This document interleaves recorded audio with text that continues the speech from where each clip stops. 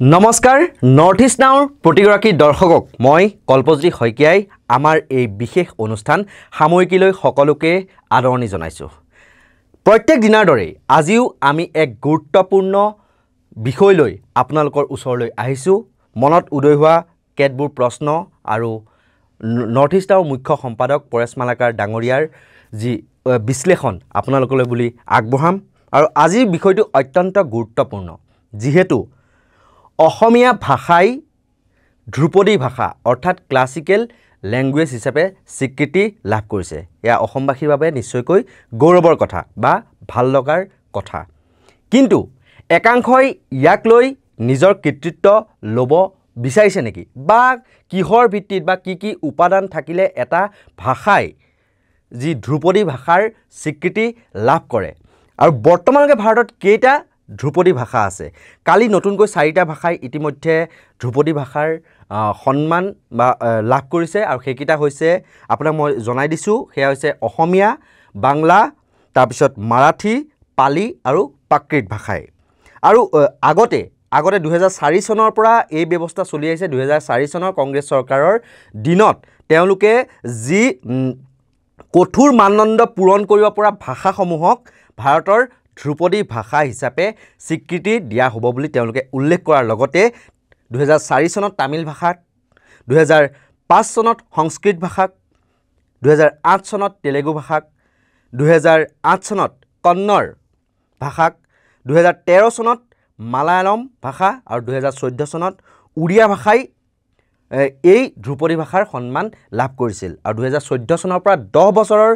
পাছত অৰ্থাৎ 2024 চনত 4টাকৈ ভাষাক নতুনকৈ এই ধ্ৰুপদী ভাষাৰ সন্মান দিয়া হৈছে। এতিয়া কোৱা হয় যে অসমীয়া ভাষাই ধ্ৰুপদী ভাষাৰ সন্মান লাভ কৰিলে তাৰ উপাদান হৈছে যিটো ভাষা 1500ৰ পৰা 2000 বছৰ ধৰি চলি আহিছে। অসমীয়া সমাজ ব্যৱস্থাৰ বহুলভাৱে সেয়া ইতিহাসৰ লিপিৰ ক্ষেত্ৰতে হওক বা লিখিত ক্ষেত্ৰতেই হওক, কিন্তু ব্যৱহাৰিক আৰু শৈক্ষিক ক্ষেত্ৰত ইয়াৰ কি ধৰণৰ প্ৰয়োগ হৈছে এই ক্ষেত্ৰত আমি ছাৰৰ পৰা জানিবলৈ চেষ্টা কৰিম। যিহেতু এইটো কথা কোৱা হৈছে যে ধ্ৰুপদী ভাষাৰ সন্মান লাভ কৰিলে অসমীয়া ভাষাই, কিন্তু ব্যৱহাৰিক বা শৈক্ষিক দিশত ইয়াৰ প্ৰয়োগটো আপুনি কেনেধৰণে চাব বা কি হিচাপে বিচাৰ কৰিব? অসমীয়া ভাষাক ধ্ৰুপদী ভাষা হিচাপে এটা ধ্ৰুপদী ভাষা হিচাপে চৰকাৰে স্বীকৃতি প্ৰদান কৰিছে, এইটো ভাল কথা। কিন্তু একে সময়তে ভাষাটোক এই যিটো স্বীকৃতি, সেই স্বীকৃতিটোৰ লগতে তুমি যি দুটা কথা সুধিছা, দুটা কথা আছে যে ভাষা এটাৰ বিকাশত, ভাষা এটাৰ বিকাশৰ লগত তাৰ লগত কিছুমান আৰ্থ সামাজিক কথা জড়িত হৈ আছে। আৰু ভাষা এটাৰ বিকাশৰ ক্ষেত্ৰত কেইবাটাও পক্ষ থাকে। সেই পক্ষকেইটা কি? এটা হৈছে জনসাধাৰণ, সেই ভাষাৰ ব্যৱহাৰ কৰা জনসাধাৰণ, আৰু তাৰপিছত থাকে যে চৰকাৰৰ ফালৰ পৰা চৰকাৰে, কেন্দ্ৰীয় চৰকাৰেই হওক ৰাজ্য চৰকাৰে হওক, সেই ভাষাটোক উদগনি দিয়াৰ কাৰণে, সেই ভাষাটোৰ বিকাশ বা সমৃদ্ধিৰ কাৰণে কি ব্যৱস্থা লৈছে। এতিয়া আমি যদি অসমীয়া ভাষাৰ কথা চাওঁ, অসমীয়া ভাষাৰ যিটো স্বীকৃতি, অসমীয়া নিঃসন্দেহে আমি অসমীয়া ভাষাৰ যি অসমীয়া ভাষাৰ ইতিহাস জানে তেওঁলোকে ক'ব পাৰিব। আৰু অসমীয়া বাংলা এইটোক লৈ অসমীয়া ভাষা বাংলা ভাষাৰ অধীন নেকি, তেনেকুৱা ধৰণৰ এটা ডাঙৰ বিতৰ্ক এটা হৈছে। আৰু সেই বিতৰ্কটো কেতিয়াবা সেই বিতৰ্ক এটা সমাধানো হৈছে। আৰু অসমৰ স্কুল কলেজত অসমীয়াৰ সলনি বাংলা ভাষা প্ৰচলন কৰা হৈছিলে, সেইটো এটা বেলেগ অধ্যায়। কিন্তু এই মুহূৰ্তত তুমি যিটো প্ৰশ্ন কৰিছা, এইটো এটা ভাল কথা। চৰকাৰে স্বীকৃতি দিছে অসমীয়া ভাষাক এটা ধ্ৰুপদী ভাষা হিচাপে, ক্লাছিকেল লেংগুৱেজ হিচাপে। কিন্তু প্ৰশ্নটো হৈছে যে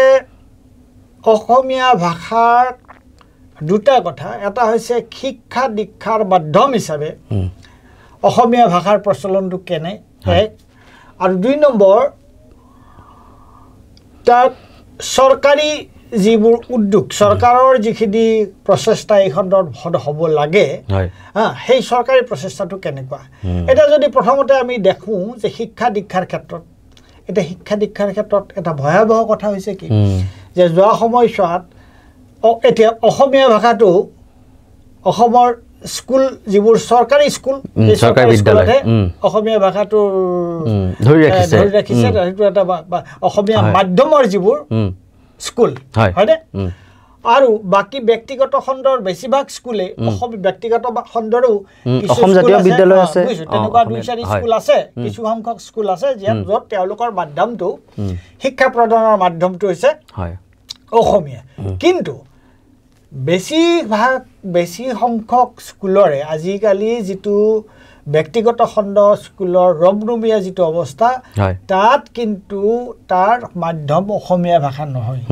তাৰ মাধ্যম হৈছে ইংৰাজী তাত তেওঁলোকে অসমীয়াক এটা বিষয় হিচাপে লয় আৰু সেইটো 2 নম্বৰ কথা যে অসমীয়া ভাষা চহকী হ'বলৈ হ'লে অসমত যিবোৰ জ্ঞান বিজ্ঞানৰ যিবোৰ কিতাপ পত্ৰ সেইবোৰ যথেষ্ট সংখ্যক অসমীয়াত উপলব্ধ হ'ব লাগিব এতিয়া সেই সন্দৰ্ভত কিবা কাৰ্যসূচী চৰকাৰৰ আছে নেকি দেখাটো দেখাই তেনেকৈ চৰকাৰী মাধ্যমৰ বিদ্যালয় কিন্তু বন্ধই হৈছে যিবোৰ ইংৰাজী ভাষাৰ যিবোৰ অতি গুৰুত্বপূৰ্ণ আজি তোমাৰ ধৰা আজি যেতিয়া আমি সকলোৱে জানো যে এটা স্কুললৈ যোৱা ছাত্ৰৰ স্কুলীয়া ছাত্ৰ কলেজৰ ছাত্ৰই হওক বা মই স্কুলীয়া ছাত্ৰৰ কথাই কৈছোঁ যে তেওঁলোকৰ যিকেইখন পাঠ্যপুথি কেইখন পঢ়িলেই তেওঁলোকে বিষয়টো ভালকৈ নাজানে পাঠ্যপুথিৰ লগতে তেওঁলোকক বহুত ৰেফাৰেঞ্চৰ কিতাপ লগা হয়নে প্ৰসংগ পুথি বহুত লগা হয় আৰু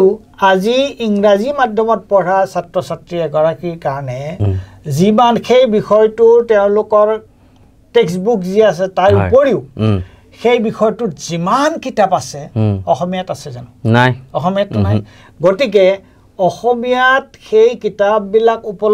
কিতাপবিলাক যাতে অসমীয়া ভাষাত এভেইলেবল হয় উপলব্ধ হয় তাৰ কাৰণে কিবা চৰকাৰী প্ৰচেষ্টা আছে নেকি দেখা নাই বৰ্তমান একো চৰকাৰী প্ৰচেষ্টা কিতাপ পঢ়া মানুহ নাইকিয়া হৈছে বুলি কোৱা হয় গতিকে ইণ্টাৰনেটৰ বহুত প্ৰভাৱ যিও আগতে যে যিবোৰ স্কুল কলেজৰ কিতাপ পত্ৰ ব্যক্তিগত প্ৰকাশকে ছপাইছিল আৰু তাৰ পৰা অলপ ৰেহাই জুপাইছিল সেইটোৱে তেওঁলোকে অন্য কিতাপ পত্ৰ উলিয়াইছিল এতিয়া প্ৰথম কথাটো হৈছে ভাষা এটাক উদগনি দিবৰ কাৰণে আটাইতকৈ গুৰুত্বপূৰ্ণ কথা কি আটাইতকৈ গুৰুত্বপূৰ্ণ কথা হৈছে যে সেই ভাষালৈ জ্ঞান বিজ্ঞানৰ বিভিন্ন কিতাপ তালৈ অসমীয়ালৈ অনুবাদ কৰা এতিয়া আমি অসমত এনেকুৱা ধৰণৰ কিবা এটা সংস্থা আছে নেকি যে যিটো সংস্থাই এটা প্ৰফেশ্যনেল পেছাদাৰী কিবা সংস্থা আছে নেকি যিটো সংস্থাই চৰকাৰী সংস্থাই মানুহ ৰাখিছে যথেষ্ট সংখ্যক তাত অৰ্হতা সম্পন্ন লোক আছে যিসকলে ইংৰাজী ভাষাৰ বিভিন্ন জ্ঞান বিজ্ঞানৰ বিভিন্ন কিতাপ তেওঁলোকে অসমীয়ালৈ অনুবাদ কৰিছে সেইটোতো আমি দেখা নাই আগতে এটা ব্যক্তিগত প্ৰচেষ্টা দেখোঁ বেলেগ কথা কোনোবা সাহিত্য কিতাপ দিয়া কৰিছে আগতে অসম প্ৰকাশন পৰিষদে এই কামটো কৰিছিল আজি কৌশম্বীৰ ভাৰতৰ ইতিহাস অসম প্ৰকাশন পৰিষদে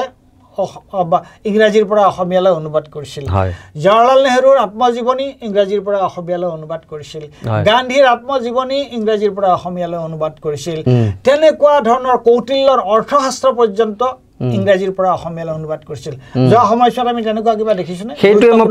সেইটোৱে মোৰ প্ৰশ্ন এটা আহিল হঠাৎ মনত যে কিহৰ বাবে এইটো হৈছে অসম প্ৰকাশন পৰিষদে কিহৰ কাৰণে বাদ দিলে এইটো কাম কৰাৰ হয় ইমান এক সুন্দৰ পদক্ষেপ অসম প্ৰকাশন পৰিষদে কৰিছিলে তাৰ পিছত অসম একাডেমি বুলি এটা ব্যক্তিগত খণ্ডৰ অনুষ্ঠান আছিলে ট্ৰাষ্ট বহুত মানুহ কিছু মানুহে লগ লাগি কৰিছিল তাৰ পৰা গুৰুত্বপূৰ্ণ কিছু কিতাপ উলিয়াইছিল তাৰপিছত অসম সাহিত্য সময়ত এই ধৰণৰ কিতাপ উলিয়াইছিল এতিয়া এই যে আমি সকলোৱে জয় ঢোল বজাইছোঁ আজি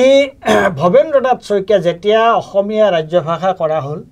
তেতিয়া কলেজ বিশ্ববিদ্যালয়ৰ কিতাপ অসমীয়াত যাতে উপলব্ধি হয় সেইটো কৰিবলৈ অনুবাদ কৰা কাম এটা আৰম্ভ কৰা হ'ল মই এইটো অলপ বিস্তাৰিতভাৱে ক'ব লাগিব নিশ্চয় তাৰপিছত ভৱেন্দ্ৰ নাথ শইকীয়াৰ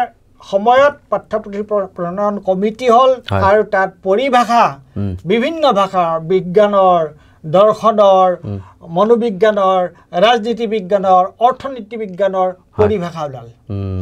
পৰিভাষা তৈয়াৰ কৰা হ'ল একোটা বিশেষ কমিটি কৰি আজিৰ পৰা তোমাৰ প্ৰায় কিমান 40-45 বছৰ আগতে তাৰ পিছত চৰকাৰী উদ্যোগত আমি অসমীয়া ভাষাৰ শ্ৰীবৃদ্ধিৰ কাৰণে আমি কি কৰা দেখা পাইছোঁ চৰকাৰী যিবিলাক স্কুল আছিল সেই স্কুলবিলাকো এতিয়া বন্ধ হৈ যাব য'ত অসমীয়া ভাষাৰ প্ৰচাৰ চলিছে 13-14 হাজাৰ বন্ধ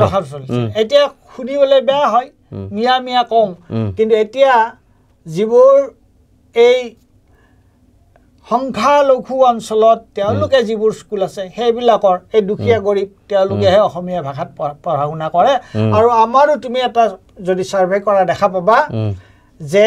আমাৰ আগতে যিবিলাক অতি বিখ্যাত স্কুল আছিল সেই স্কুলবিলাকলৈ আজিকালি ল'ৰা ছোৱালী নোযোৱা হ'ল আজি তোমাৰ কটন কলেজিয়েট এখন কেনেকুৱা বিখ্যাত স্কুল আছিল সোণৰাম হাই স্কুল কেনেকুৱা বিখ্যাত স্কুল আছিল কামৰূপ একাডেমি কেনেকুৱা আছিল টিচি কেনেকুৱা আছিলে তাৰপিছত তোমাৰ পানবজাৰ গাৰ্লছ কেনেকুৱা আছিল এই স্কুলবিলাকত তোমাৰ এতিয়া তুমি গৈ পেলাই চোৱা যে সেই স্কুলবিলাকত কি আছে কোনে কাৰ ল'ৰা ছোৱালী গৈ পঢ়িছে গতিকে সাধাৰণ খাটি খোৱা শ্ৰমিকৰ ল'ৰা ছোৱালী আছে অতি কম চকীদাৰৰ তেওঁলোকেও নপঢ়ায় আজিকালি তেওঁলোকেও ব্যক্তিগত খণ্ডৰ বিদ্যালয়ত পঢ়ায় গতিকে অসমীয়া ভাষাক কেন্দ্ৰীয় চৰকাৰে এটা ক্লাছিকেল লেংগুৱেজ হিচাপে ঘোষণা কৰাটো ভাল কথা কিন্তু এই যিটো টেগ সেইটো প্ৰাপ্য অসমীয়া ভাষাটোৰ মই কৈছোঁ সেইটোৱে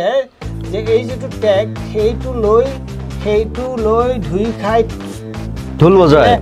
একো লাভ নাই কিন্তু অসমীয়া ভাষাৰ এতিয়া সকলোৱে কৈছে যে অসমীয়া ভাষাৰ ব্যৱহাৰ শুদ্ধ অসমীয়া গদ্য লিখিব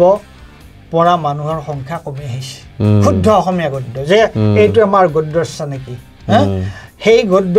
লিখিব পৰা মানুহৰ সংখ্যা কমি আহিছে কিয় কি কাৰণে গতিকে টেগ এটাই সকলো কৰি নিদিয়ে এতিয়া অসমীয়া ভাষাৰ ভৱিষ্যত সম্পৰ্কে আমি অতি উদ্বিগ্ন হৈ পৰিছোঁ কিয়নো অসমীয়া ভাষাৰ যিটো প্ৰচলন অসমীয়া ভাষাৰ যিটো অনুশীলন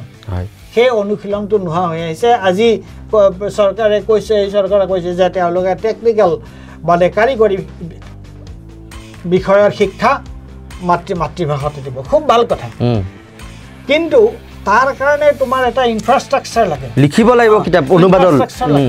সেইটো কৰাৰ কাৰণে কি হৈছে দেখিছোঁ নেকি আমি প্ৰচেষ্টা তেতিয়াহ'লে কেৱল মুখত কিমান কষ্ট কৰিব লাগিব কিতাপসমূহ যদি অসমীয়ালৈ অনুবাদ কৰে ইংলিছৰ পৰা মই নিজে নেশ্যনেল বুক ট্ৰাষ্টত এসময়ত সম্পাদক আছিলোঁ হয় জানো নহয় যে নেশ্যনেল বুক ট্ৰাষ্টৰ এটা প্ৰগ্ৰেম আছিলে বিভিন্ন ভাষাৰ পৰা বিভিন্ন ধৰণৰ কিতাপ ট্ৰান্সলেট কৰাৰ কাৰণে গতিকে এতিয়া নেশ্যনেল বুক ট্ৰাষ্টে বা কিমান কিতাপ উলিয়াইছে সাহিত্য একাডেমীয়ে বা কিমান অনুবাদৰ কিতাপ উলিয়াইছে আৰু দ্যাটছ নট এনাফ মই সেইটো জানো গতিকে স্থানীয়ভাৱে চৰকাৰৰ উদ্যোগত তেনেকুৱা ধৰণৰ কি ব্যৱস্থা লোৱা হৈছে মইতো একো দেখা পোৱা নাই মোৰ মনত সেইটোৱে প্ৰশ্ন আপোনাক মই অথনি কৈছিলোঁ কি কাৰণত আচলতে অসম প্ৰকাশন পৰিষদ অসম সাহিত্য সভা সাহিত্য অকাডেমি এইবিলাক প্ৰতিষ্ঠানে কি কাৰণত অনুবাদটো বন্ধ কৰিলে ইয়াৰ কাৰকটো কি আচলতে কি কাৰকে প্ৰভাৱ পেলালে তেওঁলোকে সম্পূৰ্ণৰূপে বন্ধ কৰিছে বুলি মই নকওঁ কমি আহিল এতিয়া কেন্দ্ৰীয় চৰকাৰ এজন কৈছে কেন্দ্ৰীয় চৰকাৰ সাহিত্য একাডেমি এটা চৰকাৰৰ কেন্দ্ৰীয় চৰকাৰৰ অধীনৰ এটা সংস্থা যদিও এইটোত তাৰ যথেষ্ট অটনমি সাহিত্য একাডেমিত থাকিব লাগিছিল এতিয়া নাই তাত অসমীয়া এডিটৰ এজন আছেনে অসমীয়া ভাষাৰ এডিটৰ এজন আছে নাই নেশ্যনেল বুক ট্ৰাষ্টত কেইজন মানুহ আছে অসমৰ এজন এডিটৰ কোন তেওঁ আছে এজন এডিটৰ আছে দীপ শইকীয়া বুলি গতিকে সাহিত্য নেশ্যনেল বুক ট্ৰাষ্টত মাত্ৰ এজন সম্পাদক সাহিত্য একাডেমিত এজন সম্পাদকো নাই গতিকে সেইকেইটা হৈছে কেন্দ্ৰীয় চৰকাৰৰ অধীনৰ সংস্থা গতিকে তেওঁলোকে সেইটো কৰিব পাৰিলেহেঁতেন তেওঁলোকে সেই সংস্থা দুটাক কিয় বেছি অধিক শক্তিশালী নকৰে তাত তেওঁলোকে আৰু অসমীয়া ভাষাৰ কাৰণে মানুহ কিয় নলয় নেশ্যনেল বুক ট্ৰাষ্টত অসমীয়া ভাষাৰ কাৰণে আৰু 2-3জন মানুহ কিয় নলয় তেওঁলোকে লৈ পেলাই এইটো সঁচাকৈ এটা যথেষ্ট শক্তিশালী এটা ইউনিট কিয় নকৰে সাহিত্য একাডেমিত সেইধৰণে কিয় নকৰে মই এই দুটা উদাহৰণ দিলোঁ মই কেন্দ্ৰীয় চৰকাৰৰ ক্ষেত্ৰত আৰু আগতে মই কৈছিলোঁ যে ৰাজ্য চৰকাৰৰ ক্ষেত্ৰত তেনেকুৱা কিয় সংস্থা নাই এনে অসমীয়া ভাষা এটা ভাষাৰ এটা আছে চৰকাৰী ভাষাৰ এটা ডিপাৰ্টমেণ্ট এটা আছে কিন্তু সেই চৰকাৰী ভাষাৰ তুমি উলিওৱাচোন যে সেই চৰকাৰী ভাষাৰ ডিপাৰ্টমেণ্টটোৱে বিভাগটোৱে যোৱা সময়ছোৱাত তেওঁলোকে কি কাম কৰিছে একো এক্টিভিটিছ দেখা নাই তেওঁলোকে কি কাম কৰিছে চৰকাৰী ভাষাৰ যিটো ভাষা প্ৰয়োগৰ যিটো বিভাগ আছে সেই বিভাগটোৱে যোৱা সময়ছোৱাত কি কাম কৰিছে গতিকে এটা স্বীকৃতি অহাটো ভাল কথা এইটো একো বেয়া কথা নহয় কিন্তু অসমীয়া ভাষাৰ এই মুহূৰ্তত অসমীয়া ভাষাই যিটো সংকটৰ সন্মুখীন হৈছে সেই ক্ষেত্ৰত চৰকাৰৰ ফালৰ পৰা কৰিব লগা একো মই দেখা নাই কিবা কৰাটো আৰু ৰাইজৰ ফালৰ পৰাও সমাজৰ ফালৰ পৰাও এটা ভাষাৰ প্ৰতি যিটো আগ্ৰহ আন্তৰিকতা থাকিব লাগে সেই দুইটা কথাই দেখা নাই গতিকে এই স্বীকৃতিটোক লৈ পেলাই বৰ বেছি উৎফুল্লিত হৈ আবেগত মতলীয়া হৈ থকাৰ কোনো অৰ্থ নহয় হেৰি সেইটোৱে কথা আহিছোঁ লাষ্টত আমি এতিয়া ফেচবুকত দেখিছোঁ কেন্দ্ৰীয় চৰকাৰকে হওক বা ৰাজ্য বিজেপি চৰকাৰকে হওক বা হিমন্ত বিশ্ব শৰ্মাকেই হওক বহুতে প্ৰশংসাৰে উপচাই পেলাইছে আৰু এইটো বিজেপিৰে কৃতিত্ব বুলি ক'বলৈ বিচৰা হৈছে আৰু প্ৰধানমন্ত্ৰী নৰেন্দ্ৰ মোদীকো দেখিছোঁ আমি 4টাকৈ ভাষাত তেওঁ হেৰি দিছে এইটো কি টুইটাৰত টুইট কৰিছে অসমৰ অসমীয়া বেংগলী মাৰাঠী এনেকৈ সকলো ভাষা পালি প্ৰাকৃত তেনেকুৱা ধৰণৰ তাৰমানে ইয়াৰ পিছত আচলতে এইটো এটা ৰাজনীতি কৰিব বিচৰা হৈছে নেকি বা হিমন্ত বিশ্ব শৰ্মায়ো কালি নিশা লাইভত আহি পেলাই বহুখিনি কথা ক'লে আৰু সেই লাইভ বহুতে শ্বেয়াৰো কৰিলে আচলতে কি মানে আচলতে আবেগৰ ৰাজনীতি কৰিব বিচাৰিছে নিবিচাৰিছে মই সেই কথাটো নকওঁ কিন্তু এটা কথা মই কওঁ যে এইটো আচলতে ভাৰতীয় জনতা পাৰ্টি চৰকাৰখনে মূলতঃ এই গোটেই চৰকাৰখনৰ মূল যিটো তেওঁলোকে গুৰুত্ব সদায় দিয়ে এই পৰিচয়কেন্দ্ৰিক বস্তুবিলাকত গতিকে এইটো তেনেকুৱা ধৰণৰ এটা যে আমি এটা দিলোঁ গতিকে মই এই কথাত নকওঁ যে তেওঁলোকে এইটোক লৈ ৰাজনীতি কৰিব খুজিছে নুখুজিছে সেই বস্তুলৈ মই নাযাওঁ কিন্তু এই যিটো পৰিচয়কেন্দ্ৰিক কথাবিলাকৰ ওপৰত তেওঁলোকে গুৰুত্ব দিয়া যিটো কথা আছে নহয় সেইটো তেওঁলোকৰ স্বভাৱসিদ্ধ কথা তেওঁলোকে সাৰলৈ নাযায় ভিতৰলৈ নাযায় বাহ্যিকতাত তেওঁলোকে ৰৈ থাকে আৰু বাহ্যিকতাটো হৈছে তেওঁলোকৰ মূল কথা আৰু সেই আবেগটো দিয়ে জনসাধাৰণক মানে তেওঁলোকে সন্মোহিত কৰিব বিচাৰিছে গতিকে সেইফালৰ পৰা ক'বলৈ গ'লে তুমি ক'ব পাৰা এইটো এটা ৰাজনৈতিক সেয়া বুলি কিন্তু এইটো বিশেষ গুৰুত্বপূৰ্ণ কথা মই নাভাবোঁ যে কিবা এটা আৰু এইটোহে মই যিকেইটা কথা ক'লোঁ যে সেইকেইটা কথা কিন্তু অত্যন্ত গুৰুত্বপূৰ্ণ যিটো পৰিচয় কেন্দ্ৰিকৰ কথা ক'লে আপুনি যে গুহাৰ্থলৈ নগৈ পেলাই বস্তুটো কৰণীয় যিখিনি থাকে সেইখিনি নকৰে কিন্তু আমি এতিয়া আৰু এটা কথা দেখা পাওঁ ভাষাৰ ব্যৱহাৰৰ ক্ষেত্ৰত আজি মন্ত্ৰী এজনেই হওক বা বিধায়ক এজনক বা আমাৰ মুখ্যমন্ত্ৰীৰ কথাই কওক অসমৰ মাটিতে হিন্দীত ভাষণ বাংলাত ভাষণ তেনেকুৱা আমি দেখা ফাঁচী বজাত গ'লে হিন্দীত ভাষণ সেয়া কেৱল বিজেপি বুলিয়েই নহয় সেয়া আজি অসমীয়া এলেকা এটাতো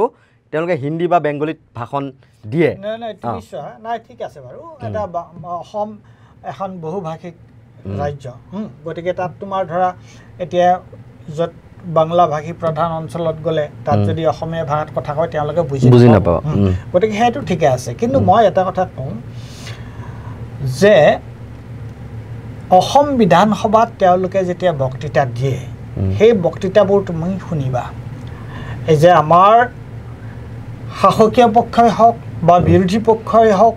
তেওঁলোকে যে বক্তৃতা দিয়ে সেই বক্তৃতাবিলাকৰ তেওঁলোকৰ বক্তৃতাবোৰ শুনিবাচোন যে তেওঁলোকে অসমীয়া ভাষাটো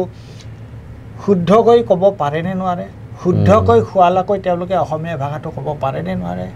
হিমন্ত বিশ্ব শৰ্মা মুখ্যমন্ত্ৰীয়ে তেওঁ অসমীয়া ভাষাটোৰ প্ৰয়োগটো শুদ্ধকৈ ক'ব পাৰেনে নোৱাৰে কিমানখিনি তেওঁ শুদ্ধকৈ কৰে কিমানখিনি অশুদ্ধ হয় আৰু এই যিবোৰ মই কথা ক'লোঁ নেশ্যনেল বুক ট্ৰাষ্ট সাহিত্য একাডেমি বা কেন্দ্ৰীয় সংস্থা এই কেন্দ্ৰীয় সংস্থাবোৰ